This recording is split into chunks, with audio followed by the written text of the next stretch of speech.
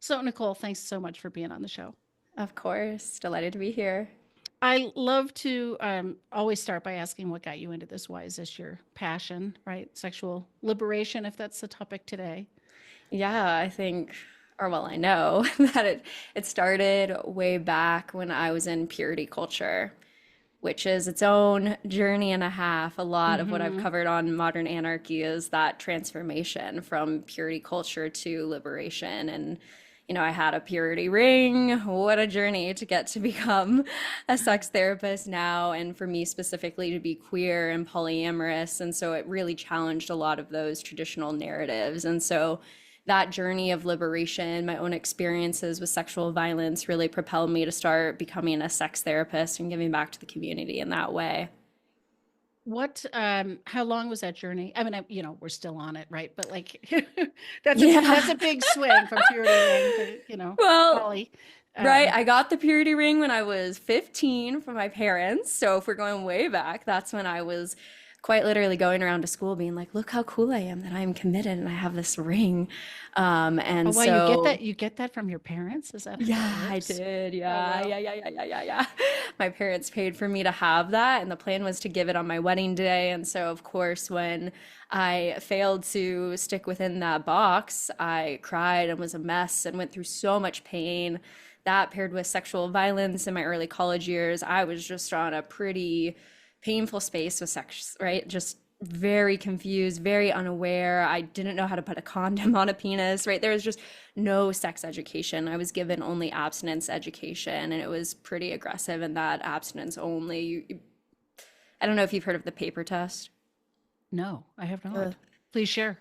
my sex ed. I don't even want to call it that. I don't think that's Yeah, an accurate right. word, Your but substitute for sex ed, right? right. The propaganda that I was given was that someone came up on stage during one of our educational times and they put a blue piece of paper and a pink piece of paper together and they put glue on both pieces of paper, put them together and said, "This is what happens when you have sex." And then they ripped them away and the papers were completely shredded and ripped. And like, who's going to want you if you have sex and then try to not be with that person anymore? And at the time, I was like, absolutely. This is why I have a purity ring, right? Right, makes Oh, sense. Yeah. I mean, I've heard about like chewed gum over and over, or tape that won't stick anymore. I yes. mean, all these metaphors people use for this that are just horrifying. Yes, yes, Yeah. absolutely, absolutely. So I can confidently put my passion and journey in that lineage because if I wasn't so repressed, I don't think I would have came out being so like, what is this topic? Why won't we talk about it, right? And that's where you see that, Catholics have some of the kinkiest fantasies, right? It's so much repression. And so Yeah. I came out of that with a very burning passion to study this and to help people feel more able to embrace pleasure of all different kinds. My understanding, obviously, I didn't come out of purity culture. So so whenever I have guests, it's like, it didn't set you up to handle sexual trauma either, right? I mean, it was like, in what paradigm is this Yeah. happening? I would imagine. Well, yeah, I think if we really want to get into it, I mean, after my sexual assault happened, I had this sort of paradigm that I recorded with Dr. Rachel Smith, who runs purity culture groups in Chicago, and there's not a lot of research on this. I looked for it and couldn't find it. So she's running these recovery groups, and I learned a lot from her. And she talked about something similar that I experienced in my own journey of after that sort of violence happens, or even just your first time having sex, there's this tendency to want to stay in that relationship because Ah, you feel like I've already had sex with the one person. yeah. Oof. So that was a big part of my journey of like, oh, I should try and make this work. I should work it out with this person. Because Wow. God forbid I have sex with another person, I'd be even more broken pieces of paper, right? Wow. Yeah.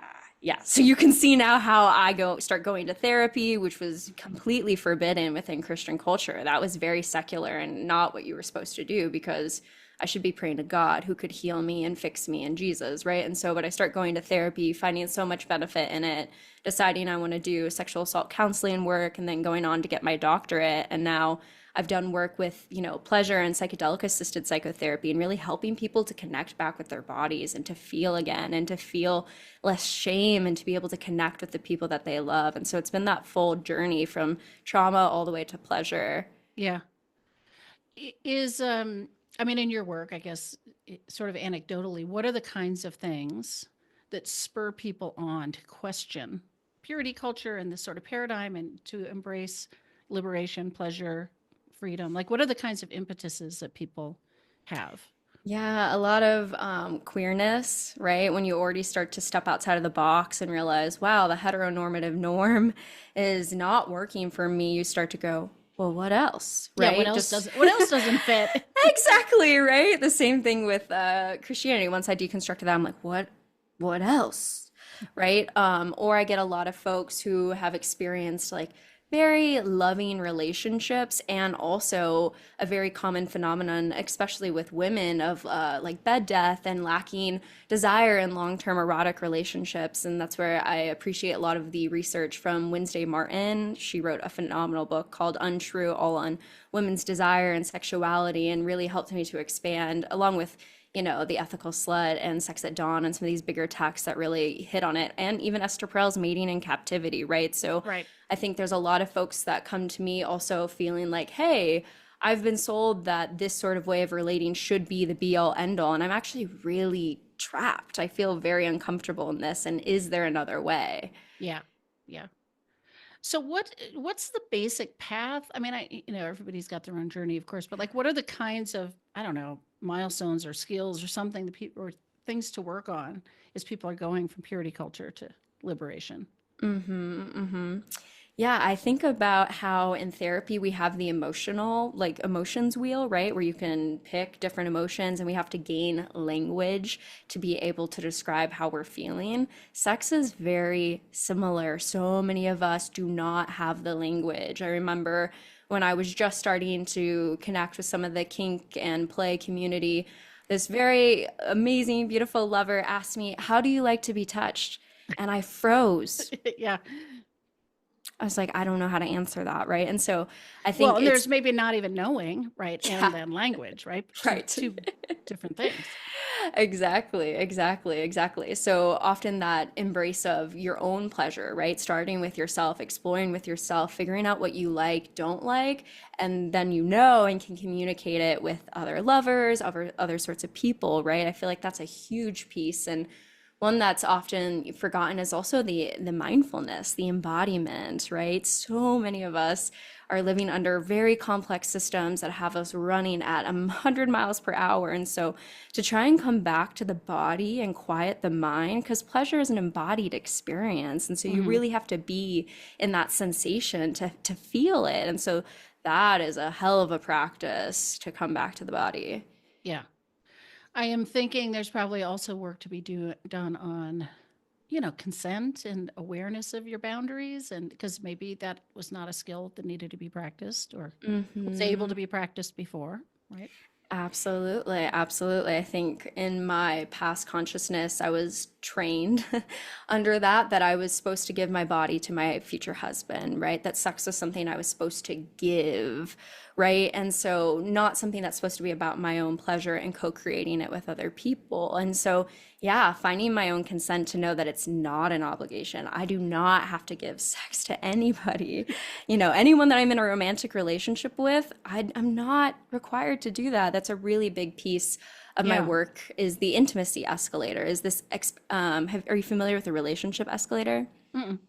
It's Amy Graham wrote this phenomenal book called Getting Off the Relationship Escalator, and it's about this very typical path that a lot of us follow in relationships of you date, you're exclusive, you live together, you have kids, you die Yeah, yeah, alone, yeah. right? Yeah, yeah, yeah. And so I've been talking a lot in my space and my clients about the intimacy escalator, this expectation that touching goes to kissing, goes to Right. quote unquote foreplay, which I will put in quotes, and I'm sure you Right. understand, right? And then penetration and orgasm being at the top. And so, like, Right. really trying to deconstruct all of that. Yeah.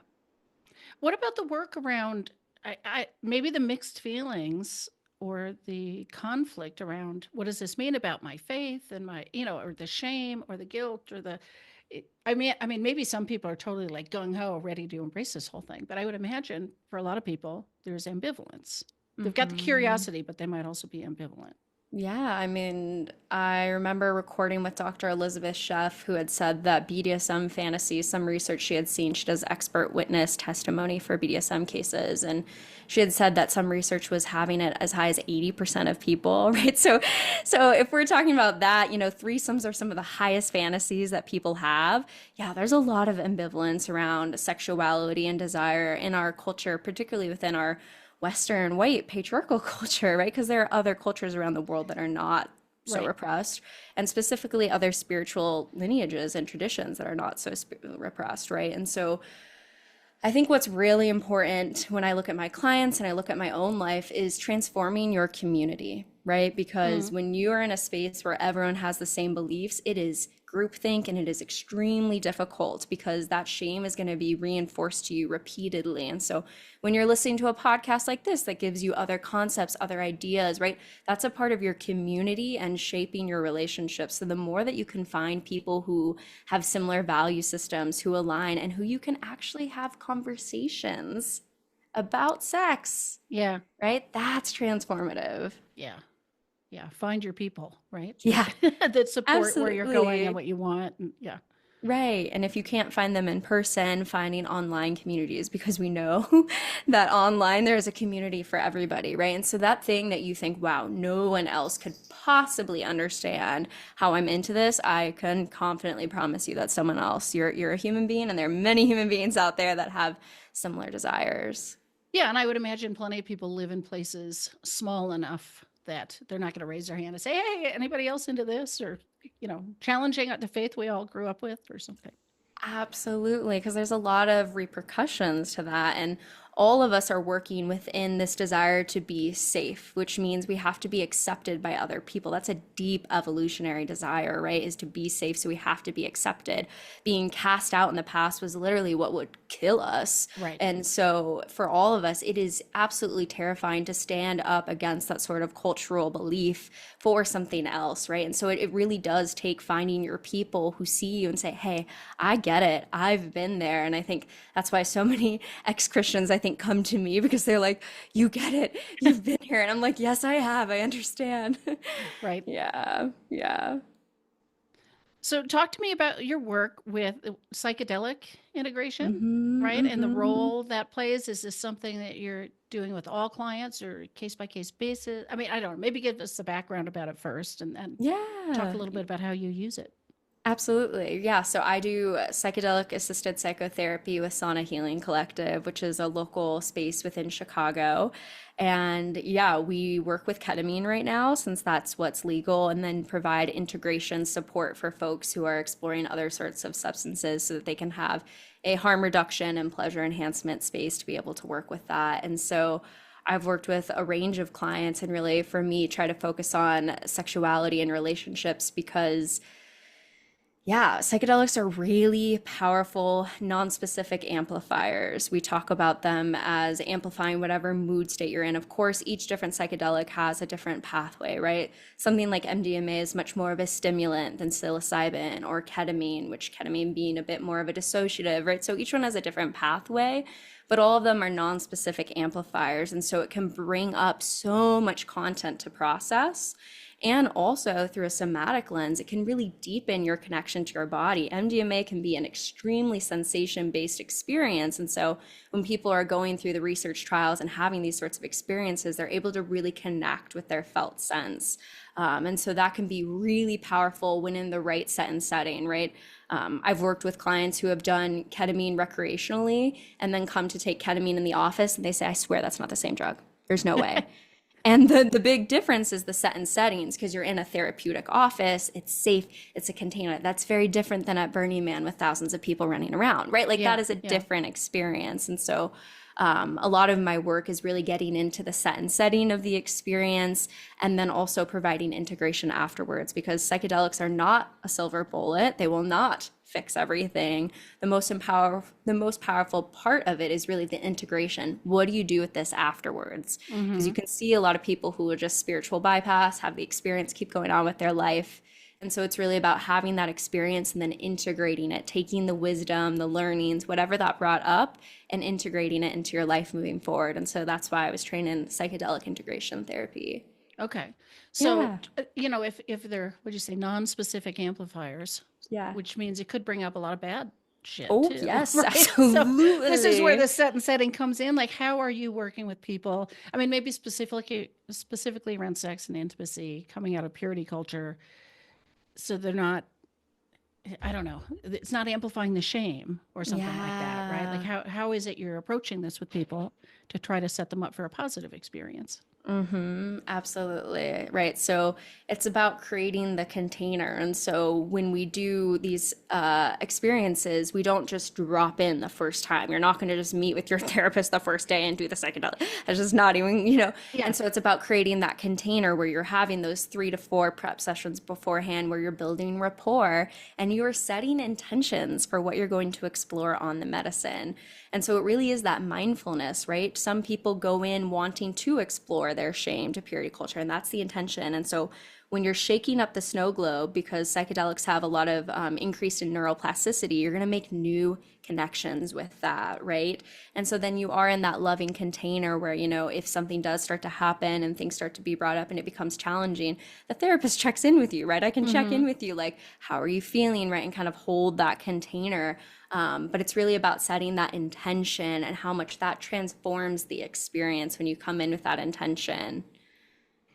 Yeah, and I talked to somebody else who does this that talked about, I think, graduated dosages too, right? You're not Oh, starting off with the highest dose, you're easing your way in with this. right, absolutely. Let's think about other big things that we do. Say someone's doing kink play and impact play. We don't start with the highest dose of the experience, right? You want to start with a handshake dose. That's what we say, right? Because it's about attunement and safety.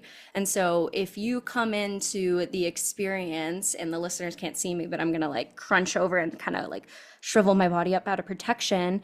Right, that's a really tough experience to go into and feel pleasure because you're scared and you're afraid. And so rather than coming in, trying a high dose and going into that scared space, we're going to start at a very low dose, open up our body, open up our chest, really feel safe, and then keep going from there to a range that feels therapeutic, right?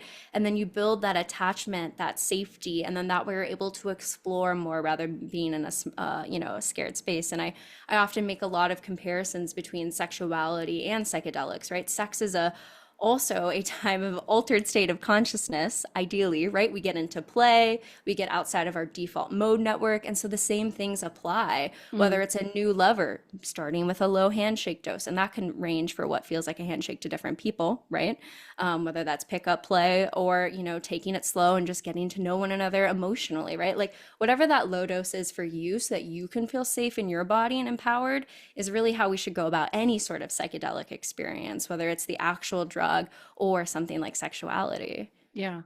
Well, I wanted to take it there. Like, how do these concepts of set and setting and integration apply as somebody's working towards liberation, sexual liberation? Let's say they're having experiences with other people. So Hmm. you just said the handshake dose. What else could they apply from this whole set and setting or intention idea that could help them? And then how might they integrate whatever happens?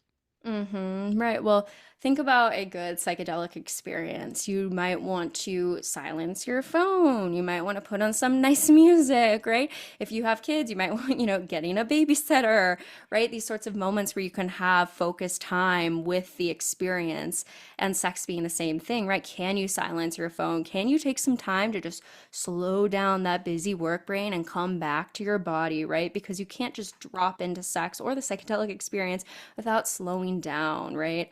Other sorts of things include the mindset. Like, what are the thoughts going in your head about sexuality? Do you want to work with a therapist to process some of the thoughts, right? Are you talking to your partner? Whoa, the amount of clients I get who are like, I have this desire and I have this fantasy and I want to do this, this, and that, and I don't know how to say it to my partner. It's like, oh, you just said it so well. You just said it Yeah, to me right. so well, right? And so then unpacking some of the fear and the shame around that, of the fear of rejection, of what might happen, right? Yeah. And so communication being a huge piece in terms of your mindset, is communicating what's going on actually in your mindset, right? And so those are just a couple examples of some of the things, like setting your space, what's going on in your environment, as well as the actual mindset that's going on. And one of the biggest things that comes to mind is Sauna Healing's collective. The saying is community is medicine, right? Mm. If you we think about the psychedelic community, right? Like back in the 70s, everyone's like, put it in the water, it's gonna change the world, right? Wrong, wrong. Because if you take a psychedelic within a circle of hedge fund people, they say, how do we capitalize on this to make millions of dollars? Yeah. Right? Which is a very different circle than taking it and saying, wow, this is a medicine that has indigenous roots that I should be really aware of and respect and make sure I'm not culturally appropriating it and all of these things, right? And so the difference between that being the circle that you're in. And so Hmm. again, coming back, like if you want to be sexually liberated, start finding the people, whether that's podcasts, books, community events, partners. You need to find the community because that is how we transform and heal. Yeah. Yeah. And it does seem really, like be careful about who you're having sex with if you're trying to I don't know, deconstruct something and reconstruct, right? Like it'd be best to have a partner who's aligned with you on some of this, not just Hmm. random hookup. Not like there's anything wrong with that, but you may have trouble getting that setting. Yeah, I think that it takes a lot of like confidence and safety to be able to have like a pickup play, right? And to be Yeah. able to do something like that. And definitely having the right sort of environment. And so when you're new to this, right, like you don't want to just pick up play and take some random dose at a party, right? You're wanting to find a drug that has been safely tested because people do die on psychedelics. MDMA can be laced with things. And so it's extremely important that people are testing their dose, right? And we can think of that similarly with testing your partner, right? Like making sure that this is a really good and safe person to do this with. And often that can include very clear conversations around consent. When were you last tested, right? How do you feel about verbal consent? Because I've definitely had some lovers in my past who say, oh, I go on nonverbals. And that was pretty much the end of our relationship right there. I was like, that's too much to teach you. I Yeah. gotta walk away from that one. Yeah, so finding the people that have similar values around taking it slow at your pace. Again, finding whatever that handshake dose is for you as a listener, wherever that is with your body and your experience, and knowing that you don't have to push past that. Like if you really tune in, there is that felt sense that is speaking to you of, and that's my boundary, right? We would do really powerful work when I was training in somatic therapy where just to role play it, my supervisor would come to me and walk towards me and he would ask me, okay, when it feels too close, ask to stop, right? And so I would have to wait, check in, check in, check in, and right there, that is actually too close. And so when you do that with a client, right, or a lover or a friend, what you're doing is building that connection to that embodied state of when someone has crossed a line, right? And so many of us, myself included, from where I came from, had no connection to that. Yeah, I bet. I was just thinking, like, if people have come out of purity culture and like non-sex ed, right? Don't have this information, don't have this life experience, haven't been exposed to this. Maybe this is too big a question, but like what should they be able to expect from a partner and what are the red flags? Like this, because it seems like you can't just jump in necessarily safely if you don't have the Right, context of knowing what your limits are and how to right, communicate. right, right, absolutely. So I think about, yeah, finding people who don't push you, Hmm. right? It's okay to stop at any point. Sex should not be painful. This is something I wish I could say to my younger Yeah. self, like Yeah. so deeply, right?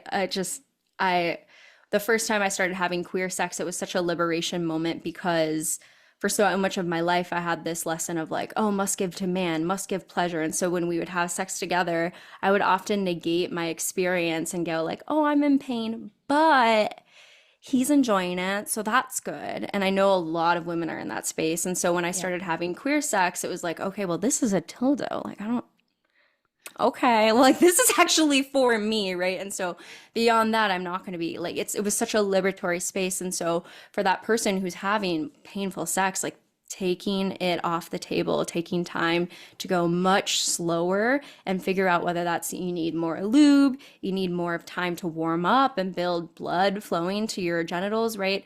There's so many ways, and working with a therapist who could help walk you through that process. Yeah. But really, that felt sense that no one should ever be pressuring you into this experience. Just as much as a psychedelic therapist should never pressure a client into this or saying you need that higher dose, right?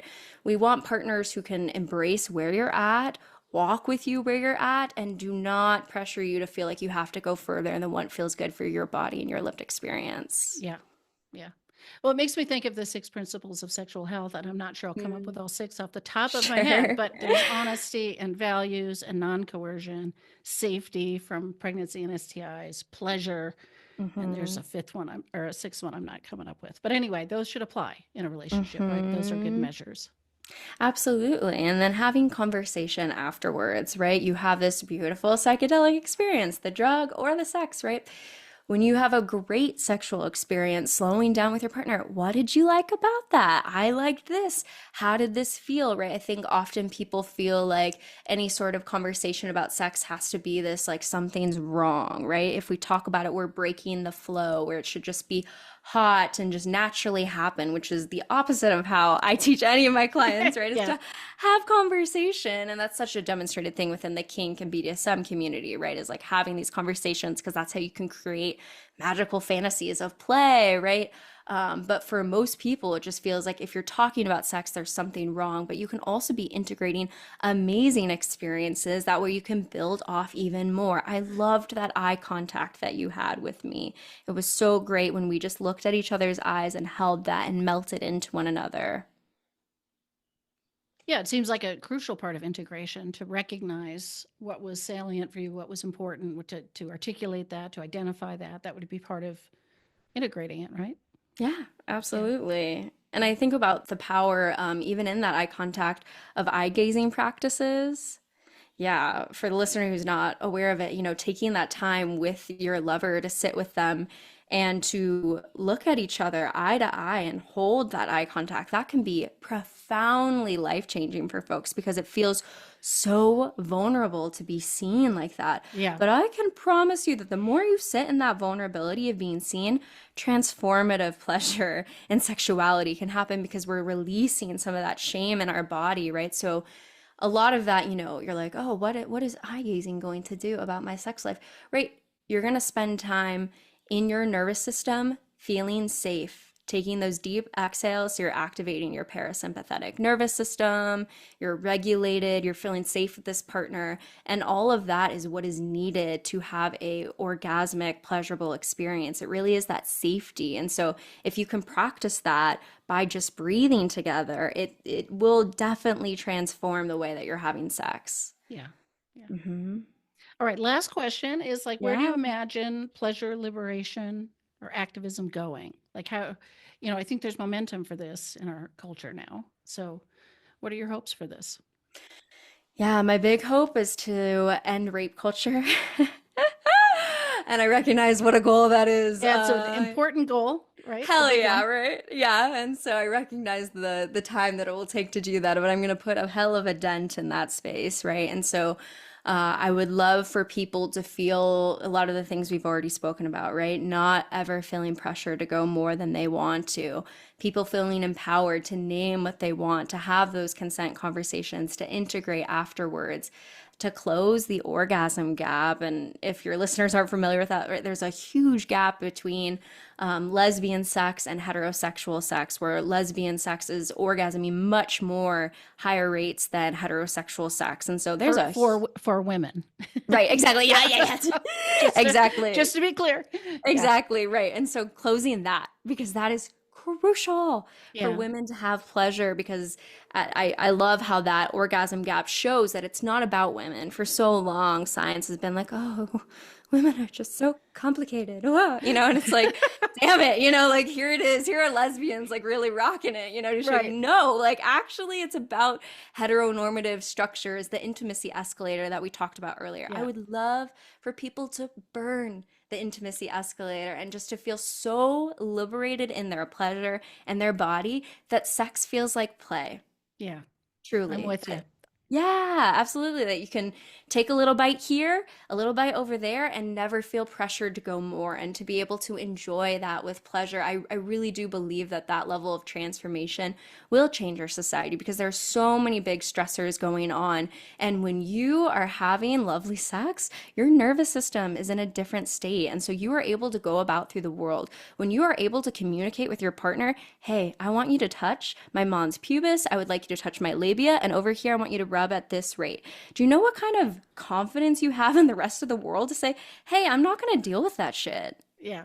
Yeah. Yeah, so I'm very excited for Love it. people to Yeah. like step into that and therefore also transform the world in that. Yeah. Yeah. All right. So tell people where they can reach you, anything you might want to Yeah. mention that you've got available for listeners. Absolutely. Yeah. So I host Modern Anarchy podcast. I released an episode every Wednesday. And then on my website, I have my free book, The Psychedelic Jealousy Guide, going into crafting non-monogamous and expansive relationships. And I also have a free relationship reflection practice that's all about integrating positive experiences. And I will say personally, that is my favorite form of erotic practice. I've never been more attracted to my partner than after doing that sort of practice. And so all of that's available for free on my website at modernanarchypodcast.com. Wonderful. Well, thank you Yeah. so, so much. Of course. Yeah. Thank you.